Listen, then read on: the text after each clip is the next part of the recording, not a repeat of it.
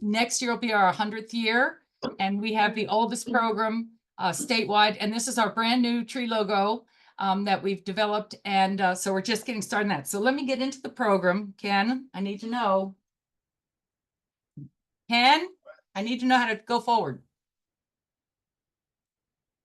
Do I hit this? Yes. Okay. All right. So first of all, I have to define what is a tree. So it has to be one stem, technically, at least 7 inches in circumference, at 4.5 feet above the ground, has to have a formed crown with foliage, and at least 13 feet tall. So the reason I put this on, I hope everybody here has had a chance to see the Y oak. It still today is the largest tree ever measured in the state of Maryland at 506 points. And it was last measured in 2000. And we have to remeasure every 10 years to keep them in the program. So this was last measured, and you can see it was enormous. It was 31 feet, 8 inches in circumference. The height was 96, which is fairly tall for a white oak that's grown in an open area. The crown spread is, this is an average, but we only add in 1/4 of the 1/4 of the town's, the spread. So we divide the total spread by 4, and we get 506 points total. So this still holds the record. We have a couple that are getting close, but last year, for example, we had 2 that were 499, and 1 just collapsed a couple months ago, and it was a sycamore in Hartford County. But this still holds the record, and may be broken. If you go there, the Maryland DNR did keep a chunk of the trunk there. It's under a gazebo, and they've planted an offspring of it there. So we'll keep our eyes on that one. But I just wanted to give you an idea of what we're dealing with. So the reason we do this program is, first of all, our main function is to identify the largest trees of native species statewide. When possible, we do historic trees. I know one day I got a call from a lady in Montgomery County, and she said her son had planted an offspring of the Y oak, and could we come measure it? It was way too small, and I went over and did it for her, and it was Martin O'Malley's mother. When the governor's mother said, "Would you measure my tree?" I did, and she was so proud. She had a picture of Martin O'Malley at 10 years old measuring this tree. So we added it on as a historic tree. But that's the kind of thing we're called out often to estates or to assess famous trees. And we'll talk a little bit about those, but that's one aspect. So we have created a database and a register, and we do have an online website, and I'll also be sure to give you that information as well. We, of course, monitor the growth of the trees, and then we take the nominations of trees that are eligible for the National Champion Tree Program. And I will get more into that later, because that's a whole new ball of wax we're dealing with. And of course, our last thing is to maintain the measurement trees for public education. So folks like you can visit trees, can see trees, can nominate trees. So those are our basic goals of the program. Fred Besley was the first state forester in the state of Maryland. And he actually, because of the Y oak, which was a white oak, a Quercusaba, he devised this formula for putting together the champion tree program. So we do this at 4.5 feet. We do the circumference in inches. Then we take the height in feet, and then 1/4 of the spread, and that gives us the total points. So that's true for all trees, and I'll get into a little bit of diversions from that, but that's the basic formula. And now this is used nationwide. So he was very, very effective in starting this process. And we are now celebrating 100 years next year. And hopefully, others will keep joining us. But right now, I think all 50 states and does have a coordinator from each state for the National Champion Tree Program. So I just would like to give you a quick oversight. Fred Besley met Gifford Pinchot, who was, of course, one of the most fantastic foresters ever. This is the only picture where they're both in the same picture. He graduated from Yale School of Forestry. In 1906, enacted Maryland's first Forest Conservation Act. You know, we look up these Road Tree Act, these other things, but they're all really based on his formulas. So these formulas clearly have worked. But he did an amazing amount of work during his time. He started the first state park in Maryland, Garrett State Forest in Garrett County. He started the first state park in none other than Baltimore County, Patapsco State Park. He ran all kinds of organizations and wrote the first Maryland Tree Guide, and that was to get education out to visitors. It's a little, I have a copy of it somewhere. It's a little tiny guide with about 10 trees, how to identify. So he was working on education. And I mentioned the formula, and they really did not only work with public lands, but with private lands for forest preserves, for forestry, for the forestry industry, and benefits for landowners and public places. And he really set the model for every program in the United States. So we have a lot to brag about in Fred Besley. He just was an amazing man and covered the state over and over and over again and did a fabulous job and really did the foundation for what we're doing today, as well as our DNR and other resources in other states. So how do you measure a tree? I gave you the quick breakdown. So here we have a little diagram. So you can see at the trunk, we go 4.5 inches. We measure the 4.5 feet above ground level. We measure at that point the circumference in inches. And then we stand back and we have, I'll show you the tools in a second, but we have several different ways, several different types of hypsometers to measure the height of a tree. And if we continue going, then we do the spread. Of course, we're doing this spread on the ground until we get funds to maybe try a drone process.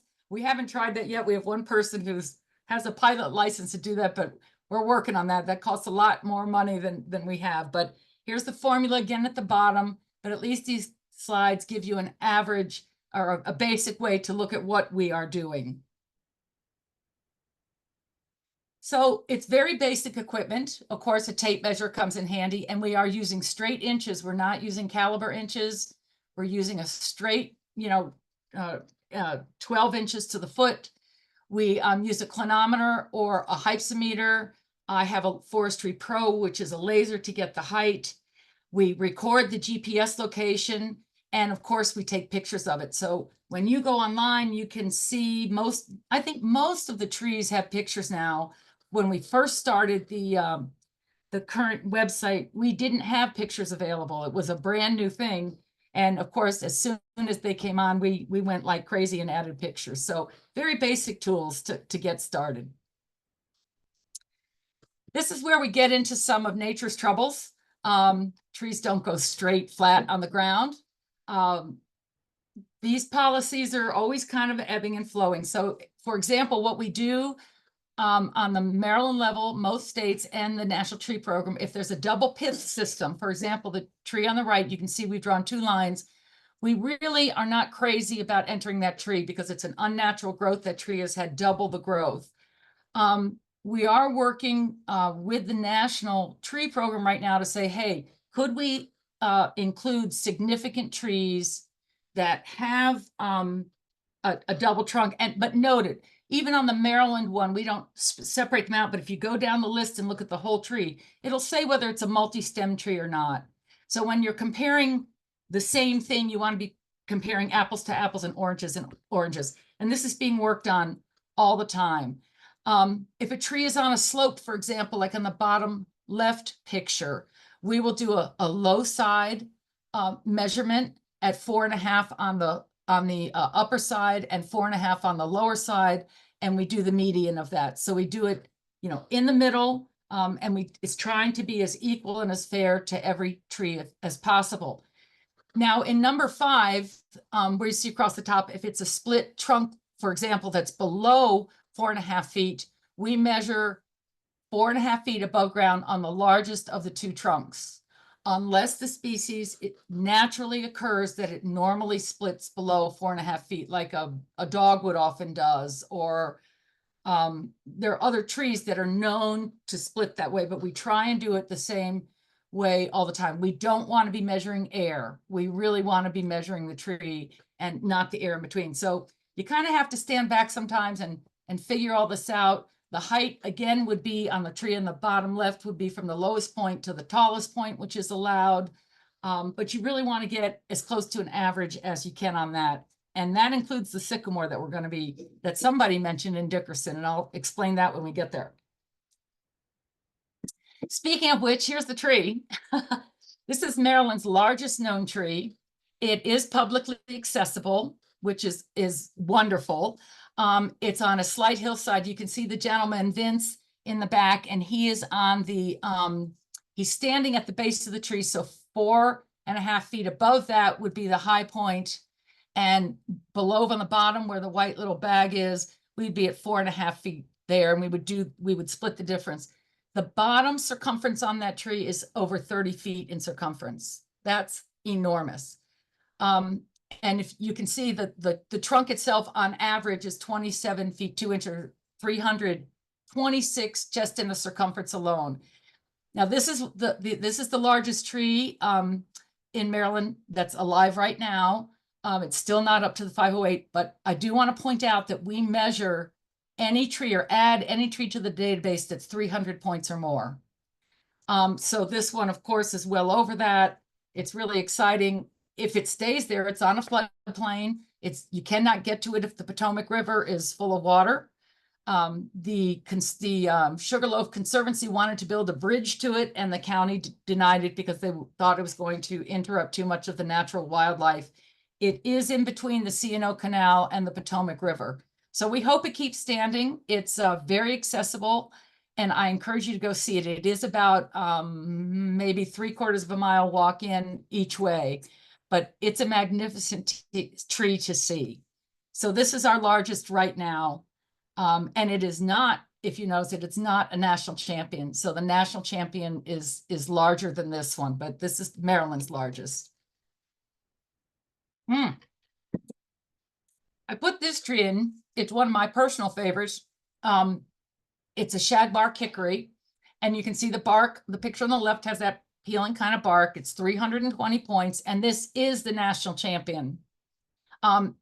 It is currently listed as the national champion, and I don't know if it's going to stay that way because every year they update. But this is also a bicentennial tree, and since we're coming up to our semi-cinquentennial time in 2 years, we're starting to look at the bicentennial tree program. In 1976, the Department of Natural Resources created a booklet, which was available in the public library, of all the trees that were submitted by counties, and they picked their, top trees that were alive in 1776. This one's in Anne Arundel County. It's doing very well, very healthy. Some were missed on the list that we wish were there today, but we are trying to find out how many of these bicentennials are making it through for the semi-cinquentennial. And just for an example, because these are old trees and they do have lifespans, Montgomery County had 23 or 24 bicentennial trees listed in 1976, and we only have one left today. And it's a publicly accessible tree. So we've lost all those trees in between, but these are significantly older trees and they do have lifespans. So it's very precious to us, that one, and we keep that owner as happy as possible. It is on he does let the public onto it because it's on a shopping center site, and he has picnic tables and benches, so it's very welcoming. But we are just starting to work on this project for 2026. So keep your eyes open for that one, because we are trying to collect through the county, through the statewide, what ones are still alive. We also on our website have a place where you can look up bicentennial trees, and I have them listed there whether they're alive or not. If there's a BT number, which you can see in the upper right-hand corner, if it has a -D, it means it's dead, or if it has a -I, it means it's inactive, meaning we know it's alive, but maybe the owner won't let us see it or won't let us measure it again, because we have to get permission from the owner and we have to remeasure it every 10 years. But there is a list on there. And it'll tell you what ones are publicly accessible as well. And I will talk about the website more when we get to the nominating page, but this is a tree that's, the owner is very private, very protective, but it's absolute beautiful hickory tree. Now you can see this one. The trees don't have to be extremely large. This one's only 30. It's a very small tree. It's an Amelanchier. It's only 11 inches in circumference, and it's a national champion. It's in Caroline County. One of our tree measurers actually owns it. He moved property and he's up next to her. And this is actually underwater a lot of the time, but we will put smaller trees under 150 points if they are native. And this is a native tree and a national champion. So as you can see, it doesn't have to be very big to be part of the program, but it is kind of, we have to watch them a little more carefully. They're a little harder to find if we don't have someone to show us where the tree is. But this is a great example of a small tree that's the largest known in the United States. This is a brand new state champion. I put this in because, one, I love the picture. This is out in Garrett County, and it's 309 points, and that's enormous for a white oak. White oaks are very softwood, they break off easily, so they don't usually get to be 120 feet tall. But this one's on a private land, it's a little down a hill and it's a little protected. But this is an absolute magnificent tree. It's not the national champion, but it is the Maryland state champion. And I think it was just crowned that maybe a year ago. But very common tree. Most people can identify needles in the fossicle, and it's just tree, but it's very hard to include that one. Again, it's over 300, so we're automatically going to include. Because I think you're located, Bronwyn, County or Baltimore City. I'm not. We're on the county city line, but we're a state agency. So, I mean, a state organization. So we want to talk about the whole state, but that's where we're located. This is Baltimore County's largest tree. And the young lady in the picture is a friend of one of my youngest daughter. And she was married, and she and her husband began living in this house, which is on a large farm. And her grandfather lived in the main house, and she kept saying, Jolie, I have this big tree that's next to our house. And I'm going, yeah. Everybody tells me that. And I'm not being sarcastic. I'm just, okay, I'll get out to it. Well, my socks came flying off as soon as I saw this tree. This is a beautiful, beautiful tree. As you can see, it's a cottonwood, 431 points. It knocked my socks off completely. It's a gorgeous tree. You can see it's 24 feet and 2 inches in circumference. And it's in Baldwin, which I know is a relatively small area. It is on a large farm. And this young lady's grandfather actually made, which I think it was Allegra. I think he was a medical physician, and he worked and made Allegra for all those allergies that we have. But anyway, this is the tree on that property, and it is a magnificent tree. And not only Baltimore's largest, but the Maryland state champion. And you can see that little tiny girl next to that big tree. And it's just magnificent. The house is clearly a 10 very, very long time. And this is one of my favorite trees. Also, it's hard for me to say I have a favorite, because every time I look at a picture or a slide, oh, that's my favorite tree. Oh no, that's my favorite tree. So this is a real beauty. It is a southern catalpa, and it's a little hard to see, but if you see the picture on the right, and then you're looking at the opposite side on the picture on the left, so that branch that comes off to the right side of that is enormous. And this is a beautiful tree, a national champion. It has those great big leaves, and the pods on it that sort of look like long narrow string beans. And it is an absolutely beautiful tree. And this is another national champion in the state. And we're very proud to have it with us. It's absolutely beautiful. And the folks just treasure this tree and treat it like a nursemaid and take very, very good care of it. But this is, I don't know what road it's on, but you can see it from two separate roads, and I just can't remember the name of the roads. But this is not public information either, but if you happen to be anywhere and you see a large tree, you found it, and it's absolutely stunning. Now I want to get to this tree because this one is one we recently measured, and this is in Caroline County. And the lady in the picture is a great niece of Harriet Tubman. And she called us out. She and her sister own a organic farm in the Eastern Shore and Preston area. And they were getting an award for their organic farming from DNR about 2 years ago. And I met them, and she said, and something came up about big tree. And I said, do you have any big trees in your property? She said, well, we have the witness tree.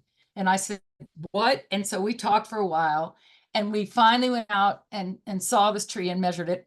And I did put the website down there because you can look up the story, but Harriet Tubman was a slave, obviously. She was owned by a gentleman who rented her out to another man. And so she worked on this property her last 2 years in slavery. So we know she must have seen this tree at some point in her life. It's very prominent on the property.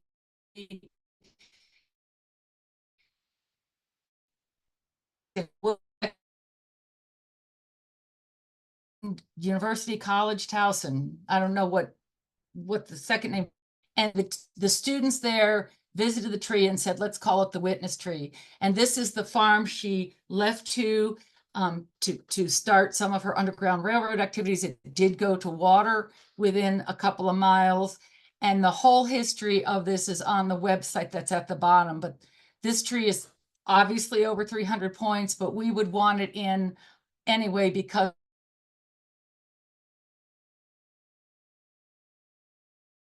an Underground Railroad station, if you will, and make it with the National Park Service. So it's in plans, but they were very generously took it. It's a gorgeous tree, but this is a perfect example of a tree with a great deal of history that we feel very close to. And I recommend following up and reading about this tree if you get the chance. This tree is not a native, but it is naturalized. It's a ginkgo or maidenhair tree. This is in Prince George's County, and it is a magnificent tree in any seasons. You can see to the left all the people around that, and I don't even think we could fit around that trunk. And of course, the fall color is just stunning. And so to visit this tree a couple times to just get the right picture was wonderful. Again, it's a very large tree. They do not consider it publicly accessible because they don't want people on there, but it is on a nursing home facility, and this is a chapel that's in or a rectory that's in the back of the property. But they will let people visiting. They'll often say, "Hey, go up and see our tree," because we do send out certificates awarding people. This is your tree. This is how many points. This is its standing. This is what it measured. But so this is one that's an example of not being native, but is naturalized enough and is not non-native invasive. It's not going crazy. But this is an absolutely stunning tree, and that's a huge amount. And this is the Maryland State Champion. I just got one nominated in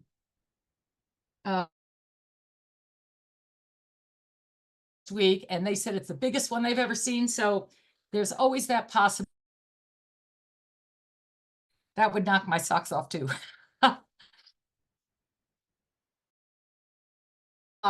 We talked about the Y oak in the very beginning, which was a white oak. Sad story. We had a tree in Montgomery County that was going to take place of the white oak in Maryland, and cloud came through and took it down. I got the governor's office to come out and declare it, and we were going to have a press release. We're going to do all this stuff, and we lost power for 4 or 5 days. And when my power came back, my first email was from the governor's office saying, yes, we're going to do this. And the second one was from the owner that had collapsed during that storm. So we went hunting again for a large white oak to be the state tree of Maryland. And this one also is of great historical significance. First of all, it's a bicentennial tree, which we talked about. It is publicly accessible. It's on a church property, a Quaker church property in Rising Sun, in between Northeast and Rising Sun. They do allow people, but it's a Penn's wood tree. And in the 1920s or 30s, a book was published called Penn's Woods Trees. And it was trees in a little bit of New Jersey, Delaware, Maryland, and Pennsylvania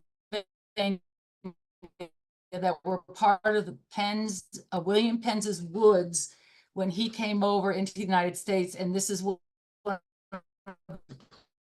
left there, not a whole Penn's Woods tree. This my tree that's left in the state of Maryland, but it has that classic white oak shape. Again, see, it's not very tall. It's 93 feet tall. For a white oak that's growing in an open area, this is how they would naturally grow. In the woods, they can be much, much taller, but this is a magnificent tree. And we love, actually, I don't know if Mark's going to agree with me on this, but I like measuring the winter because we can really see the tree architecture. We can really see the branching of the tree, and it's a lot cooler. I'm not a fan personally of hot weather, but I've seen this tree on several occasions, and it's a gorgeous, gorgeous tree. So I encourage you, if you're anywhere near Conowingo Dam or Rising Sun, to take a ride out and see it. But there's one rule. And when you see a tree is not enough. You actually have to get out its size unless you actually touch the tree. So that's kind of our Joli's rule number one, is to make sure you walk up to it. And I'm not saying you have to hug, I'm just saying you have to touch it. Just to the size of these things. All right. I know at the beginning we're having some difficulty. We were talking about everybody's favorite tree. Well, this is my favorite tree. And it's about 3 miles from my house. It's called the Goshen Elm. It's in Goshen Elm Park. And this tree was slated to be removed for a house. Actually talked the construction company selling him this lot for this house. And then he raised money and donated it to the park system in Montgomery County. Now, this tree is significantly older. We don't have a set date. It does not grow here naturally. And so we know this tree has some years on it. And I got a call maybe 12 years ago, I got an email from a man who's an elm expert in England. And he said, I've heard of your English elm, but I want to know if mine are larger or not. So believe it or not, I was going out the next day to remeasure this tree because a branch had topped out of it. And I wanted to see what size it was. The branch was so big that Montgomery County picked it up, took it over to our outdoor education center, and that branch is now part of the playground there for the young students when they come to camp. That's how big that branch coming out. We went over it and measured it, and he said, "Will you guys?" And so we were emailing back, and so I took a hop over the pond to England, and we got to visit 2 trees that are called the Preston Twins, and one has since collapsed, but they were planted during the reign of Queen Elizabeth I in England on her property in Brighton and Hove, England. So we met up, we spent the day doing nothing but looking at elms. Ours were significantly larger because Brighton is a seaside town, so the winds kept topping these things out, and they were enormous in circumference, about the same as this, but much shorter. So anyway, I started working with an illustrator over in England to get this tree illustrated properly. And his name was More, M-O-R-E, and he's done some illustrations. And he sent me one of his renderings of this fantastic tree, which I treasure. But anyway, then I started hearing from people who had an English elm in Australia. So we compared measurements, and right now this is the largest known English elm worldwide. There is no worldwide measurement system or database or register system. So we can claim we had the one done in the United States. So I did finally get some wood samples over from this tree. I sent it to this elm expert in England, and he believed that the tree was probably grown and was growing in Kent, England, that's specific, to be brought over here. And it was likely brought over here by ships, by a ship. It was likely a landmark near a mill, or some other type of landmark. And he was so sweet, because I've lived in England, I know how old things are. And he said, surely there's still a building there that will we can age this tree and see what's there and check out the wood next to it. And I said, no, that's all gone. That's all gone. But I don't know if you all heard the unfortunate story of the little plane that was flying over this area of Montgomery Village in Montgomery County, and it ran into an electrical, not the pole, the power system part. And my first thought, of course, was, oh my gosh, the pilot and the passenger. But my second thought was, this is really close to that tree, and I hope my tree's okay, I was really sweating about it, because I knew it was very close. Both people, that took about 5 or 6 hours to get them out of the plane. There were very minor injuries. They were very lucky.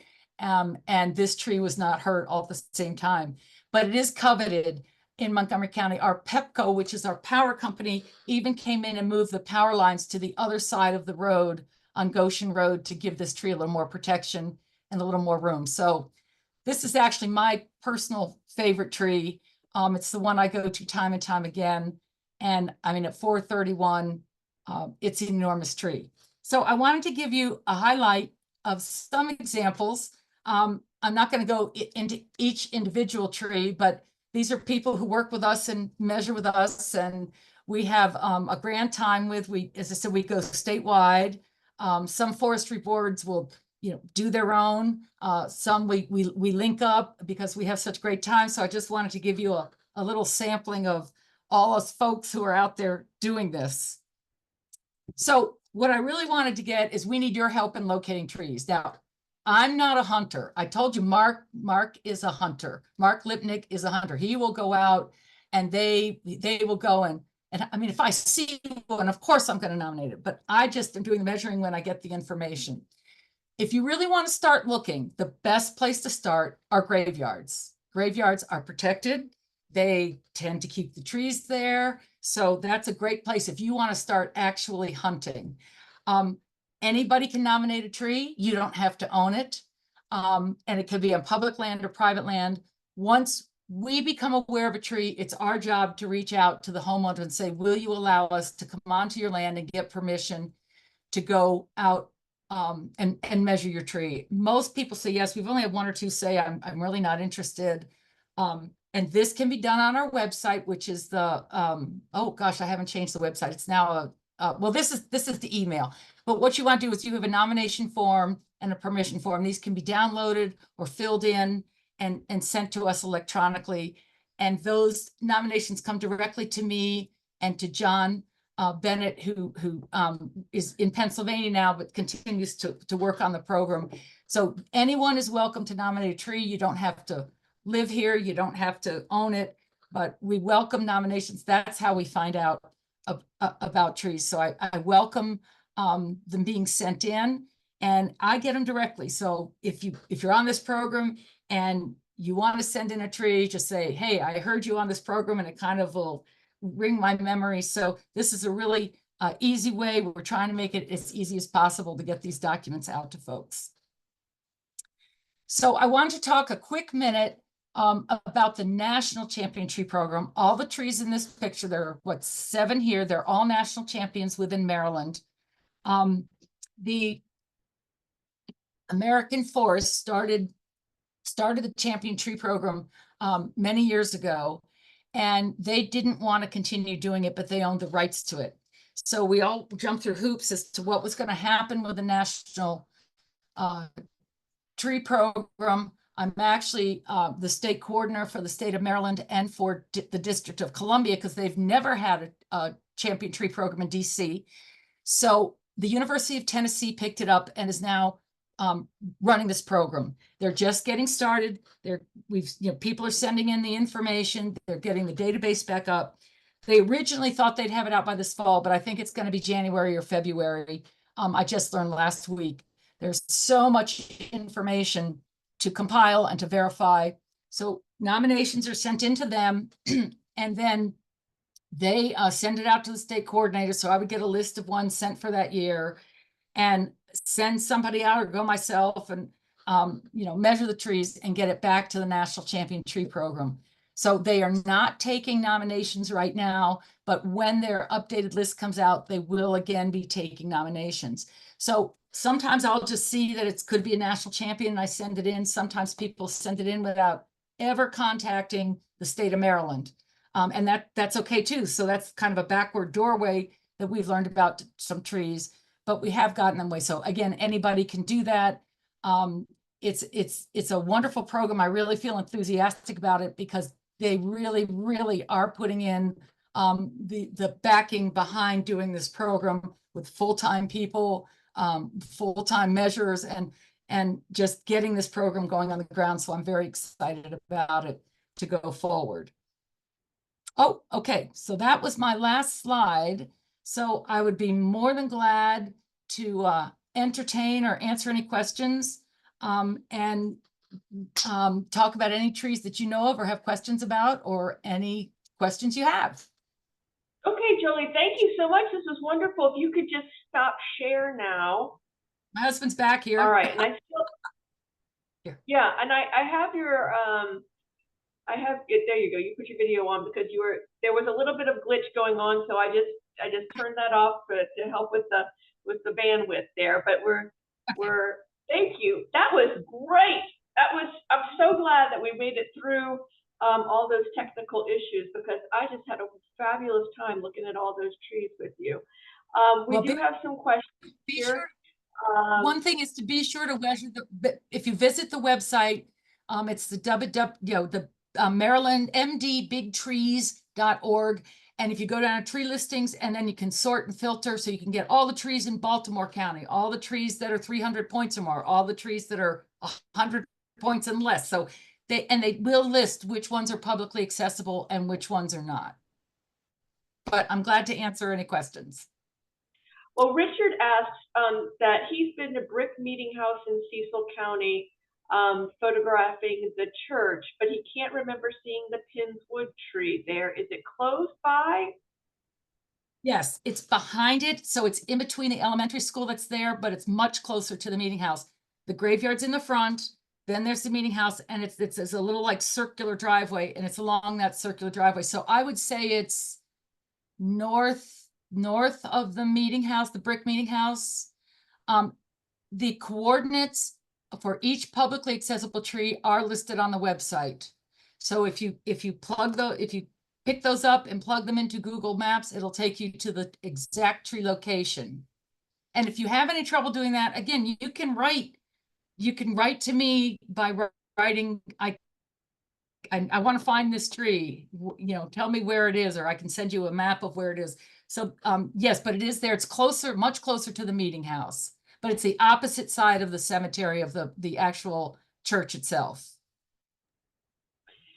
Okay, Richard, I hope that you go and see. You've walked right past it and you didn't even know it. There you go. All right, you got to go back. Anna says that she has a large magnolia tree on the property. Can she nominate it? She lives in Orchard Beach, Anne Arundel County. Absolutely. Okay, I'm actually going to Anne Arundel County on the 2nd of July, so next week. I don't know if I can ask a question back. Does she know what kind of magnolia? Hey, I can just send you a picture right now if you'd like. I don't know how I'd get it, but if you go to the It's website, gonna be in chat. Yeah, I can just put it in chat within like a couple of seconds. Just okay, that'd be perfect. That'd be perfect, because there are quite a few different kinds. But we're always looking to new trees, so we want nominations. I mean, usually when we can ask for a picture, we can usually tell by picture about, we're never going to guess, we're actually going to go out and measure, but a picture with somebody in it to give us a scale would be very helpful. So I have are there official hunters out there, or can we all be hunters out there looking? Anybody can be a hunter.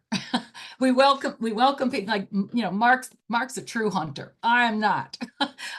We have the people in Virginia. We have 2 men in Virginia, and this is their life's goal. And they hike the entire state, but anybody can nominate a tree and be a hunter. And sometimes it's very deceiving because hickories are actually not very large. We have a really low threshold and a low bar for hickory. So if you see a hickory that you think is a good size, nominate it. What we do is, for a tree to qualify, if a tree's nominated to us and we go and we measure it and we get the size of it, if it's within 70% of the point-wise of the current state champion, we automatically put it in the register. It becomes a tree. So we will go as low as 60% if there's no champion of that species in that county. But so if a tree is within 70% of the state champion, we will include it in our database. And right now we have 2,800 alive trees on the database. And then you also can look up legacy trees or inactive trees, because we do keep that information on there. But right now I counted them for a meeting we had a couple weeks ago, and it was exactly 2,800 as of 2 weeks ago that we have listed alive and on the database. Are there specific species of trees that you're looking for more than others right now to fill maybe a gap in the Yeah. listing? Actually, no. I know we're looking for spice bush right now, which is a spice bush. It's a very, very small tree. But we have probably 175 white oaks, because it's the most prominent in Maryland, as well as the yellow poplars, the tulip poplars. They're very prominent. We have a lot of those, but if it's over 300, we automatically want it. Now, very few people are going to go out and know it's 300. So we still have to go out and measure, but and we're happy to do that. I mean, it might take us a while to get to a tree that's nominated, because we're not doing this all the time, but we will get to it, usually within the year of when it's nominated. And Joli, you said that y'all are all volunteers that are doing this program. Yes. If somebody wants to get involved and become a measurer, is there a training or an apprenticeship, or how does that work? Well, it's not something you can do once and know how to do it, unfortunately. I have a new person in Montgomery County. He's been working with us for about 3 or 4 years, and he really needed to work with us for a couple of years before I'm not trying to sound elitist, but he had to really learn it for a couple of years, because you do come across these situations. And so it does take time. I have run some training programs out of my house, and I do work keeping the volunteers. So if somebody's interested, if they write on the website, I will get that too. I would have to send a volunteer form that we have information on record, and then we can start linking that person up with whatever county they're in, or the one gentleman and I from Carroll County, we go camping. My husband and I have a small camper, and he is a giant camper. Looks like a peanut on a pumpkin when we're out camping, but we have a good time and we get the work done.